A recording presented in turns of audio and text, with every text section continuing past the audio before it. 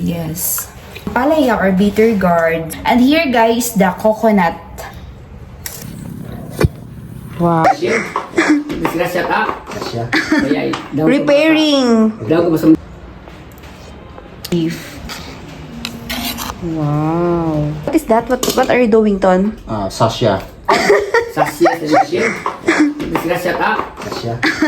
Repairing. Uncle Nono chainsaw. Yeah. Because Tonton knows how to check the chainsaw. Pero ito malayano ka na. Yung mga dito tayo, Pinoy dito tayo. Iba't ibeda na sinusuliban na. Mas kurbana ba na? Mas kurbana ba na ginagamit ito? Ato niya ay iba na steel na. Gusto niya siya mataron. Mas marami ito doon ang imo mas mabaho. Kasi di ba? Ay mas mataas sisi ya. Mataas ang YouTube dyan. Wow. Mataas ka ba? Tonton will put a hole. What will you do to that one, Ton? Post. A post. A post. For our, like that. Wow. Where's the umbrella? I will get an umbrella for Tonton. Oh, what are you doing there, baby? For the shield.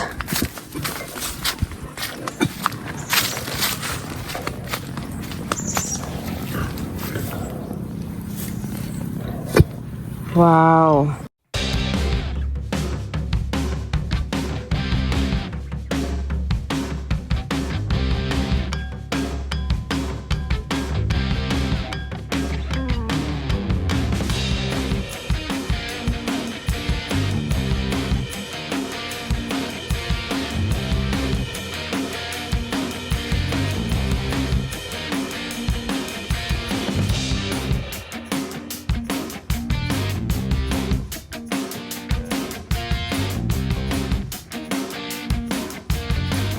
Tonton now put a post.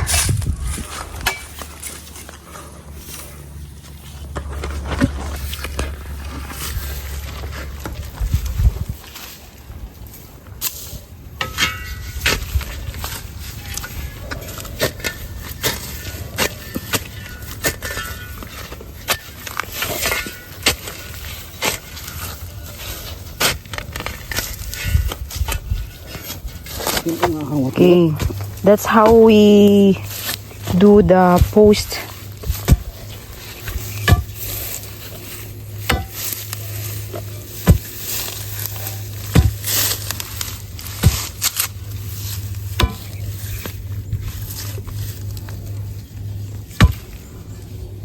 It's a tall one.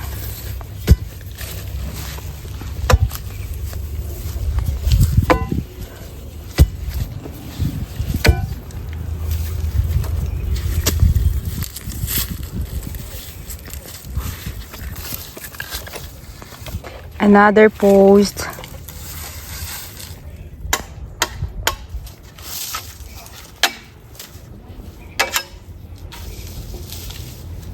We just used a bamboo.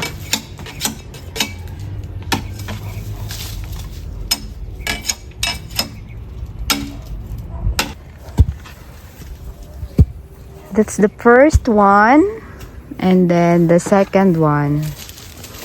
For our gardening, for our plants.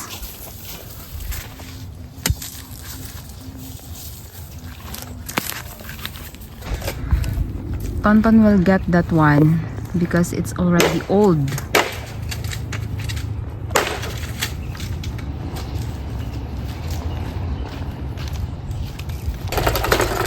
We will get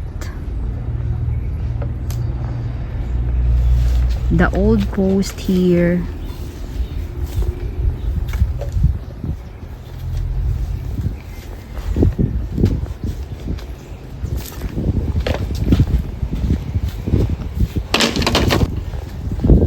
Then the next one,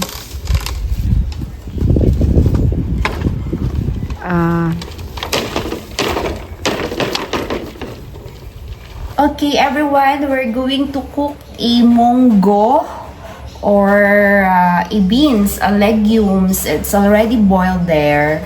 And we have here our ampalaya or a bitter gourd. But Karan wants to have only a leaves. So we have here a leaves of an ampalaya or bitter gourd. So we will have to put a coconut milk for this combination of munggo, and then this vegetable, which is only the leaves of an ampalaya. And here, guys, the coconut.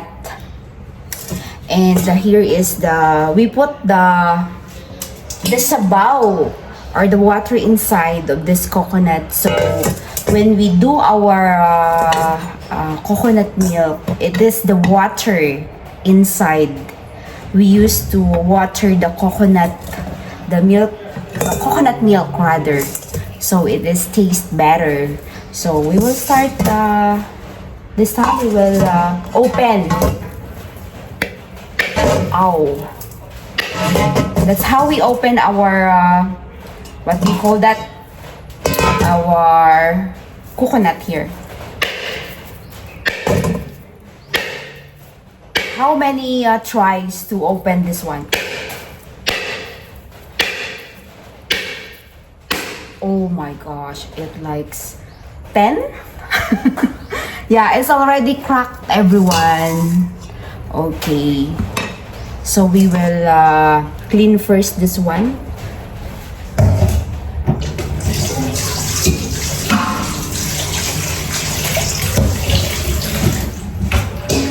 Okay, I already wash this one. So I will pour already the coconut juice here of an old coconut. Yes, I already put here, everyone. I already pour the coconut juice, ready to open the coconut. Wow, I already opened. It's a fresh one, everybody. Okay, and I will be the one to do this kind of stuff. The tool used to get a coconut milk. We'll now start, everyone. I am now doing this traditional way to get coconut milk. Already, what I started. Wow.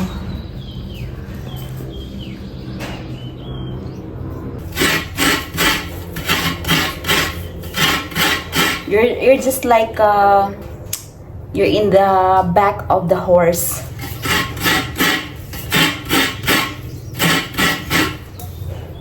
Okay, everyone, this is already the coconut. We will get the coconut milk.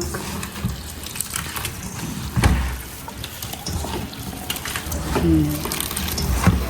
We will squeeze so that the milk will get out.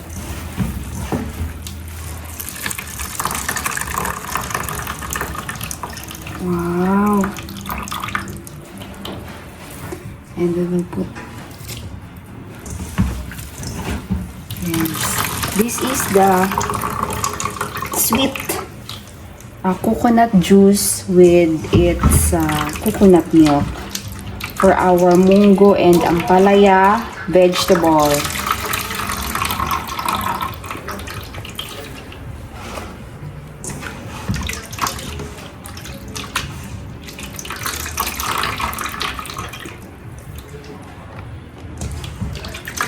Ready, everyone.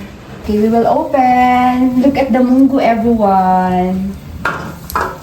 Okay. There's a mongo already there, and we will put the leaves of the ampalaya.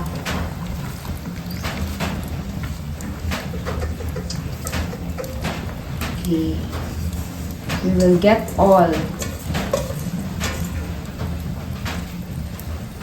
And we will mix it.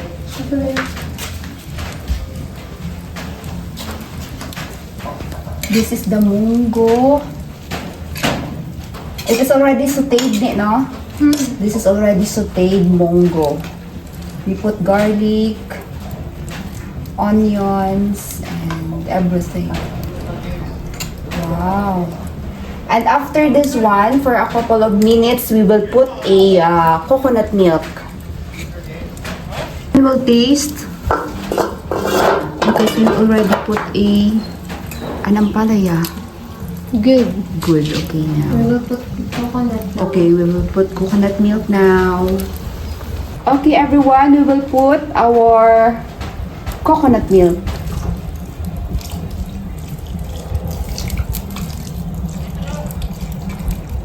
Okay, and we will mix it again.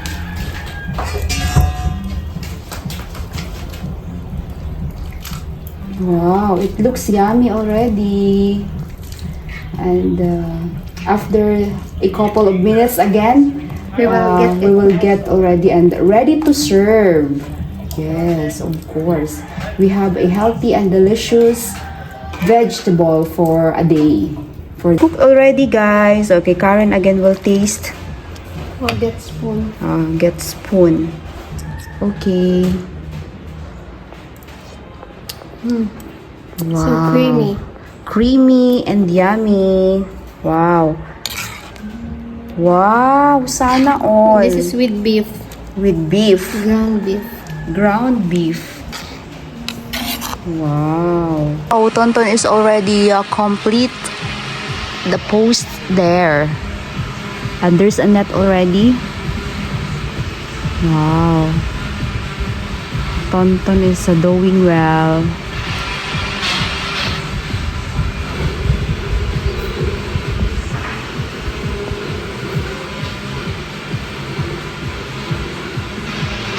I will taste the mango shake of James and Karen's favorite. The favorite of the couple. Oh, it's just a small amount because there's a milk there. Dairy is not so good for me, so I will just taste this one. I will taste this one, everyone. The shake, mango shake. Wow, it's yummy. The goodness of this one is a real cream, everyone.